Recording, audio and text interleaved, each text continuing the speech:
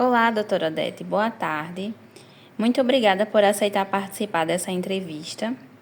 Nosso grupo está desenvolvendo uma reflexão sobre a participação em uma atividade acadêmica, que nos ajudou a entender melhor as políticas públicas voltadas aos idosos. Primeira pergunta.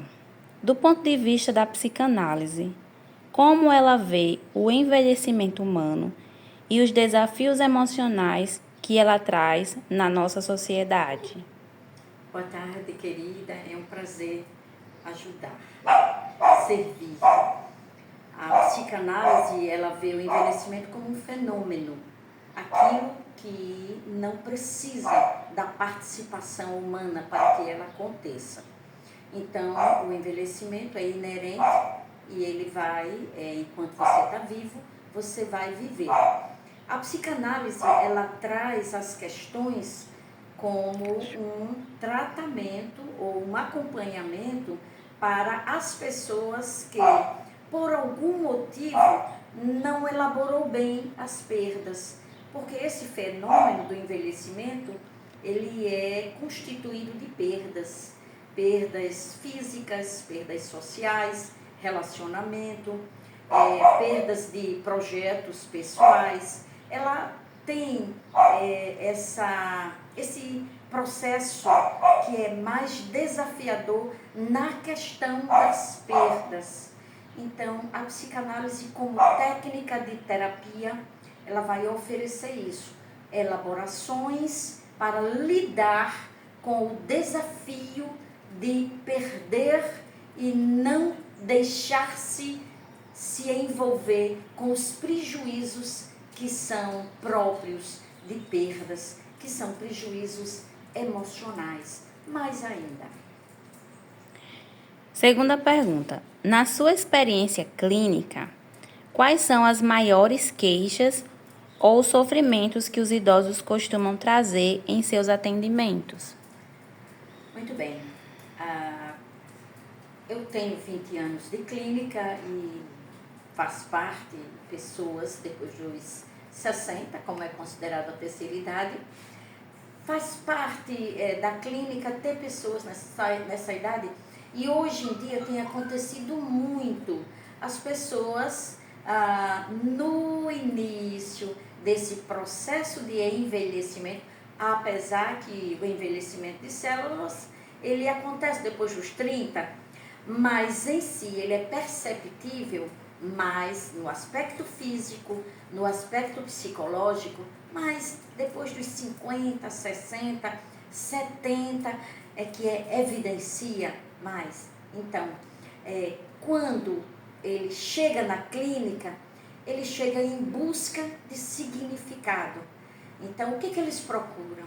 Significado para aquele fenômeno, como lidar com aquele envelhecimento que está, todo dia ele vê no espelho, todo dia ele percebe as rugas, ele percebe a mudança dentro de casa, que o maior desafio é dentro de casa. É verdade. É quando você começa a não ser mais tão essencial, você não é mais tão acolhido, porque você está vivendo uma fase onde os filhos foram embora, foram construir as vidas pessoais, é óbvio, faz parte do processo da vida, do segmento da vida e do viver. Então, eles buscam isso porque começam a sentir falta. Então, eles procuram como eu preencho essa falta. A falta da beleza, a falta da juventude, a falta dos sonhos, porque vem também aquele processo que se chama aposentadoria. Então, profissionalmente, você também caminha para essa questão do aposentar-se. E é bem desafiador. Esses desafios são os mais comuns na clínica. Terceira pergunta. Acredita que as políticas públicas brasileiras têm conseguido dar conta das necessidades emocionais e sociais dos idosos? O que ainda falta melhorar? Eita, vamos lá. as políticas públicas, elas têm melhorado, mas nosso problema é mais cultural.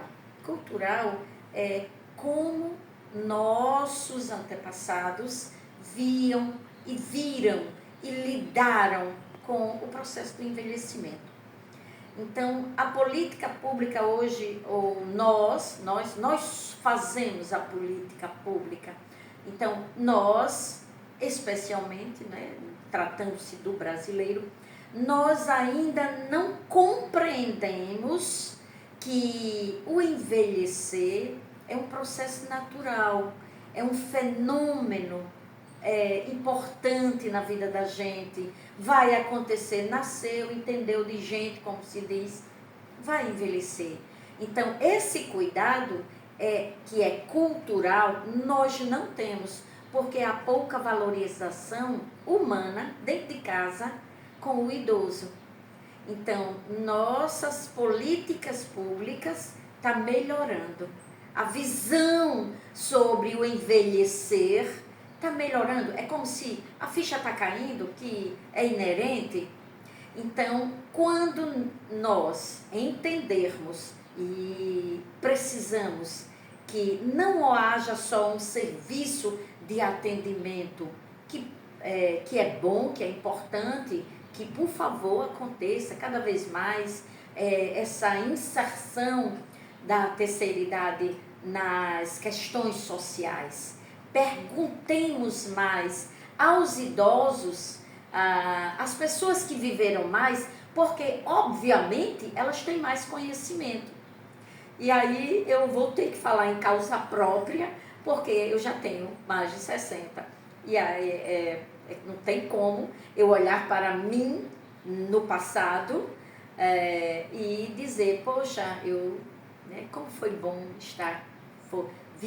ter vivido tudo que viver. E isso que eu vejo em mim, nessa fase da minha vida, que é próprio da terceira idade, é conhecimento. Quanto de conhecimento eu agreguei que pode favorecer minha vida. Mas essa visão que eu tenho de mim, ela é advinda mais, primeiro porque eu sou cristã. E como cristã eu tenho o hábito de buscar o conhecimento da palavra de Deus. E isso me ajuda muito. Conhecimento é maravilhoso. Só que se o conhecimento existir e não for praticado, de nada adianta. Então, eu agradeço muito a aplicabilidade da esperança, que a palavra de Deus ela nos ensina. Então, isso é muito valioso. Falta as pessoas, ou as políticas públicas, vamos dizer assim, ter esperança. Ter mais esperança. Sobre o quê? Esperança em relação a quê? A finitude. Porque uma das maiores angústias é a descoberta da finitude, que acontece mais agora nesse processo do envelhecimento. É quando você descobre, poxa, eu não vou viver para sempre. Poxa, minha juventude está indo embora. E eu não sabia. Então, a valorização humana, ela precisa sair de dentro dos lares para poder chegar nas políticas públicas não como paliativos, mas como estruturante, cultural. Precisamos valorizar dentro das nossas casas, que é o lugar onde se forma a identidade humana, onde se forma a autoestima, que na velhice há um sofrimento muito grande, porque a opinião que você tem de você, que é a autoestima, ela fica um pouco abalada.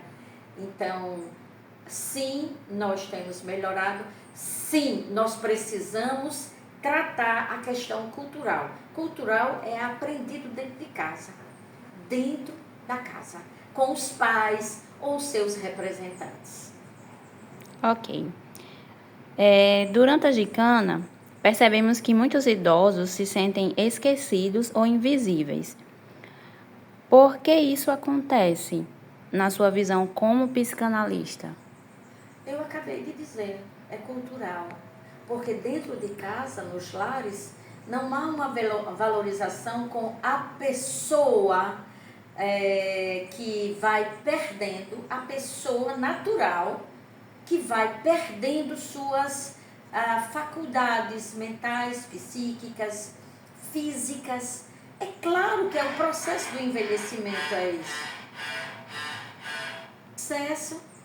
O processo do envelhecimento é isso.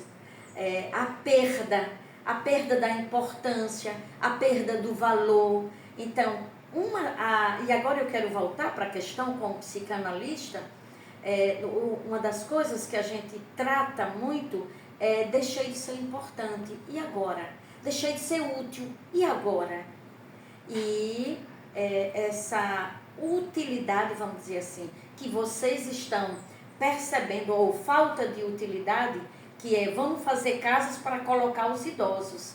Olha, isso é a pior coisa que pode acontecer com uma pessoa de terceira idade, que é a falta do humano. Só quem gera um humano é outro humano. E nós estamos perdendo a humanização. Que humanização é essa? É a essência de quem eu sou, ou de quem eu estou, ou do que eu significo, primeiro para mim e depois para o outro. Então, colocar pessoas em abrigos, asilos, às vezes, é claro, não se discute a necessidade, mas o pior prejuízo que existe é quando o idoso é afastado das pessoas que são importantes para ele. Então, o que vocês estão descobrindo é que vocês são descartáveis. Aquelas pessoas são descartáveis. Ou seja, a família pode viver sem eles. Eles podem viver sem a família. Mas isso não é verdade.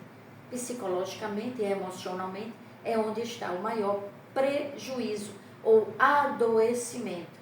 E esse adoecimento começa dentro de casa. Às vezes ele não está num asilo, num abrigo, num hotel para idosos, que costumamos chamar hoje em dia de hotel, e não deixa de ter a característica. Mas o maior prejuízo é quando eles dentro de casa não têm o respeito, não têm o acolhimento da pessoa dele. A pessoa dele, o ser humano que ele é. Então falta muito o respeito ao ser humano. Isso é cultural. Você acha que atividades como a nossa gincana podem, de alguma forma, contribuir para a valorização e o bem-estar dos idosos? Ela contribui mais para vocês como estudantes. Mesmo porque trata-se de uma atividade acadêmica ou escolar, que ela é transitória, ela é passageira, ela não tem continuidade. Então, vocês ganham mais do que eles, mas eles não deixam de ganhar, sim, porque eles são isolados do convívio social. Então, como essa atividade também é social, a gincana é uma atividade social, eles experienciam, a maioria deles, claro, não todos, dependendo do estado mental em que ele se encontra, físico, mas é mais uma questão mental e emocional. Então, sim, eles também se beneficiam dessa inclusão social, mas eu diria que vocês ganham mais do que eles, porque vocês têm a oportunidade de saber o que pode acontecer com vocês no futuro. E isso pode servir para vocês despertarem para a realidade desse fenômeno da natureza ou natural. Muito bom. A última pergunta não é nenhuma pergunta, é uma mensagem, né? Que você deixa para nós jovens estudantes que estão começando a entender o papel das políticas públicas e a importância de cuidar da saúde emocional dos idosos. Que vocês aprendam a lidar com perdas. O maior prejuízo que causa no ser humano é não saber lidar com perdas, eu incluiria também a finitude. mas eu quero dar ênfase, já que é uma recomendação, observem e enfrentem as perdas, porque essa experiência que vocês vão viver de perder qualquer coisa, perder um emprego, perder a saúde, vamos dizer assim, mesmo que seja transitório, perder um objeto amado, perder uma pessoa. Procurem ensinar vocês a lidar com a perda. A perda ou as perdas fazem parte da vida do ser humano. E se vocês tiverem o cuidado de deixar vocês experienciar, não é experimentar, é experienciar, é viver a experiência e deixar que aquilo interaja com a opinião que você tem da sua vida, da sua história. Se vocês se permitirem viver a experiência, vocês vão aprender. Então, quando vocês aprendem que perder faz parte da vida, e vocês vão automaticamente saber como lidar da melhor forma possível com perdas. Porque se vocês não conseguem ensinar a vocês que perder é necessário para poder saber lidar com a falta, vocês vão chegar com alguns anos, talvez perto dos 60, com alguns transtornos próprios de quem não lidou bem com perdas, que a doença, o transtorno mais comum é a depressão. Então, a depressão, e existe uma depressão própria da falta de aceitação com a realidade, que é você se olhar no espelho e não aceitar que você envelheceu. E aí, cadê minha juventude? Perdi. Você não perdeu. Você entrou num processo de desafio diferente. Perder você é tudo. Tudo que lhe falta, que você queria, que você tentou e perdeu e não conseguiu. Isso é a mesma coisa da velhice. Você só tem, e a minha recomendação é essa, procure lidar bem com as perdas, procure ajuda quando você perceber que você está com dificuldade, de um profissional da psique, obviamente, não é? Nem sempre papoterapia ajuda a elucidar ou a lidar com as perdas, porque é necessário lidar com perdas, porque perder faz parte de tudo que existe. Muito obrigada, doutora Odete, pela sua colaboração conosco.